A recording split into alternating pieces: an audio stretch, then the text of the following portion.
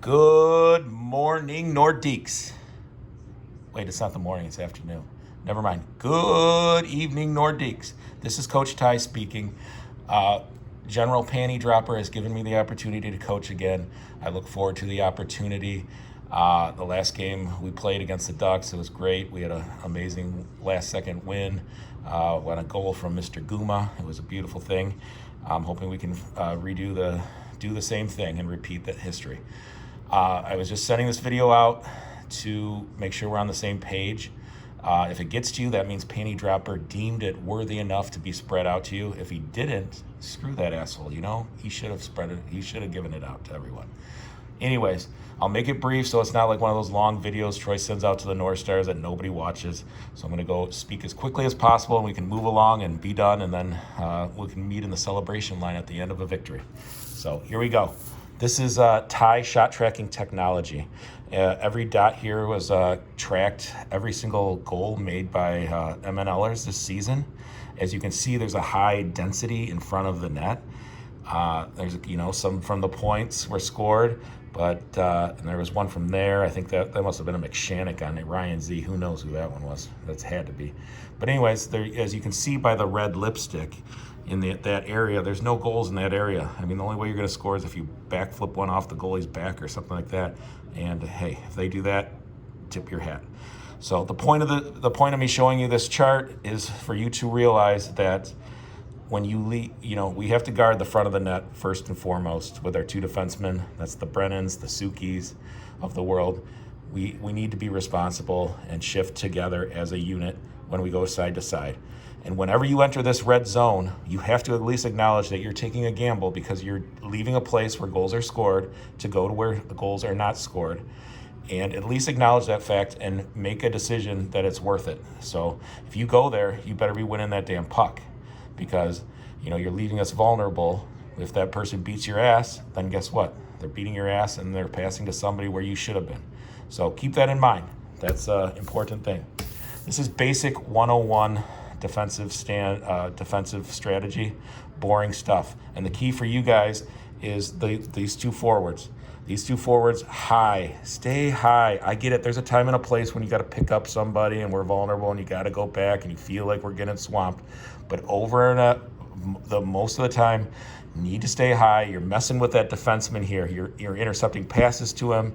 You're anything that you're waiting for a transition to offense so we can go the other way and get 3-on-2s, 2-on-1s, and things that way. And when you collapse down here, you're just slowing down. We win a puck and there's no one to go to because you're the one who's they're supposed to trying to go to. Stay up high, drive this defenseman nuts, make his night miserable. That's what you should do. Centers have been doing a good job, but that's the key. Next, our simple boring ass penalty kill. Keep it simple. Sometimes you think on penalty kills, extra effort. There's a time and place for extra effort when you're in a battle for a puck. But in the defensive zone, positioning is the key. Keep them outside, keep it locked tight, wait for their little mistake where they muff a pass, they bobble a puck, and then you pounce. But keep them outside, keep your position sound, and you don't have to work as hard. You can work it hard when you need to. So you don't have to be a hero if you're boring and you have a good position. Next, so going again, this is kind of reiterating that same part. So this is when we played the Ducks last game. Drago, wake up. You weren't there. You were sick or pretending to be sick when we played the Ducks, and I coached. Guma got a last-minute goal because he stopped doing what this chart shows. He kind of started, during the beginning of the game, he kept coming down. The Duck, I put Tiger because that's who we play today. The Duck would have it. We'd have the defenseman come over. We'd have the center on him. We'd have Guma on him. We'd have this guy would even start trying to come over. So we'd literally have 3.5 people on him. And we'd have all these loose ducks everywhere. And it was scary as shit, giving me a heart attack. Guma, you have to trust your defenseman. We've got the center on there. We've got the one defenseman. You got to be ready for the outlet. You got to be ready to, if this guy passes out to the point, you got to deflect it. You can either win the puck or do the chip and run and get a breakaway. Whatever it is, stay high, and it gets us going the other way when we win the puck. You got to trust your players, your teammates, and if we're all on the same page, we can trust each other. So let's do that. So, anyways, hopefully that wasn't too boring for you. But here's the summary: be boring. Boring means you're in good position and anticipation. If you're already anticipating and you're already in good position, then you can be boring, and boring is good, and boring is frustrating for them. Quick decisions. I can't have Brennan, Suki, and the other defensemen sitting back there for 5 minutes thinking about outlet passes. We got to get going. We got to get moving to create odd man rushes. This doesn't mean rushed and panic. This means knowing having an idea what you're gonna do before you get the puck. So when you do, you're already looking in the right direction. So use your point men. Again, the Tigers collapse a ton in the defensive zone, or when they're on defense, and we're in the offensive zone. They are Skillman is the worst. He doesn't trust Nick Myers worth a cent, and because they're best buds, he comes down there. They have nobody. They bring them all back. They'll have like 4 guys on the red line, on the goal line, or back. We can really utilize the point men. You just have to be careful of the little center trying to intercept the pass and take it for a breakaway. But other than that, use that. Dump and chase.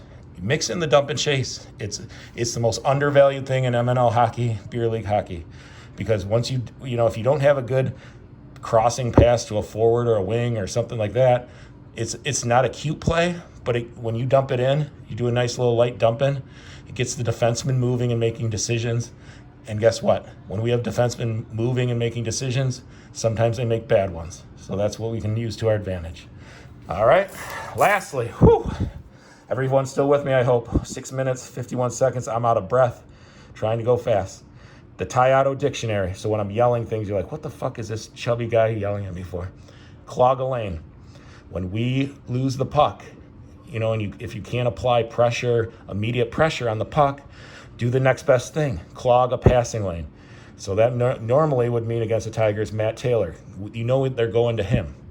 But Matt Taylor's not playing. It's going to be Pfister. Pfister's not as fast. He's not as strong, but he's a way better passer. So he's not any less scary in my eyes because he can do more with the puck and he doesn't hold on to it as long. But at least you won't get burned as often one-on-one. So clog a passing lane. As soon as we turn over the puck, we clog a lane. Whenever we win a puck, we're moving on offense and moving ahead and trying tick-tack, let's go. Fight for him. If I'm yelling fight for him, that means I got my defender with a puck and I got nobody getting open for him. That means Wright's sitting up there not doing anything. That means Guma's not doing anything. Kimmel's not doing anything. Forgetting the last swing. So fight for him means do a route. Get open for him. I don't care if it's a short route, medium route, slant route, post route, Hail Mary route. Do it. If you think you can do a Hail Mary, the defense is slow, go for the Hail Mary breakaway. Just do a route. I need everyone clicking, getting open for your guy. Fight for your guy. All right, backdoor.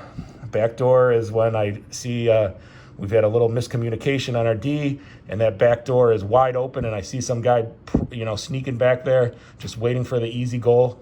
If I yell backdoor, that's a 911 emergency. So, anyways, hopefully you paid attention to the whole video.